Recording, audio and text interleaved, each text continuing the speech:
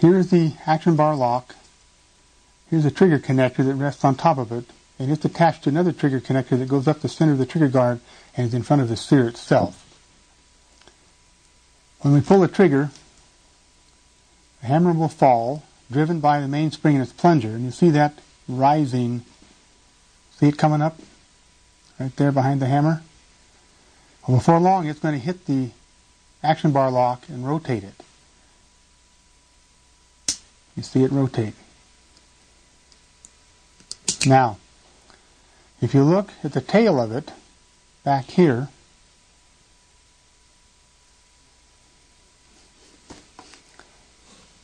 when I pull the trigger, you'll see the action bar lock rotate and lift that tail up. Now watch the sear when that happens. Okay, now we want you to watch this part right here, the sear. Pull the trigger, hammer falls, plunger rises, you can see it coming up, hits the action bar lock, rotates it, which lifts the tail, which lifts that white left trigger connector, which breaks the connection between the trigger which is pulled and the sear surges forward. Then you can take out the firing pin which retains the locking block so that the locking block can't fall out. Drive out the pin.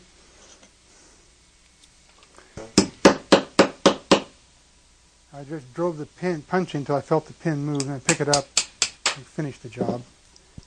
Pin came out.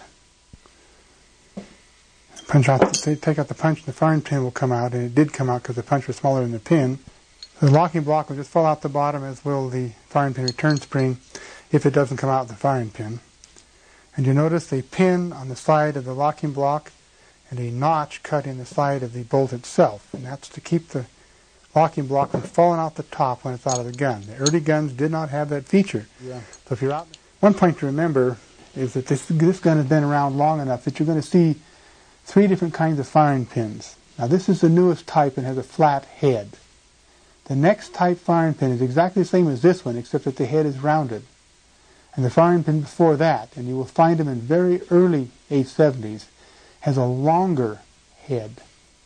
A longer head, and has more positive or closer to positive protrusion.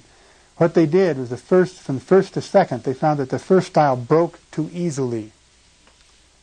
So they went to the shorter pin, and they found that they did not break as easily. Sometimes you might want to chop your shotgun barrel, and the 870 is pretty easy to chop. You just chop it off, true up the end, chamfer the edge of the barrel so it doesn't cut, not sharp, and then figure out what kind of sight you want to put back on.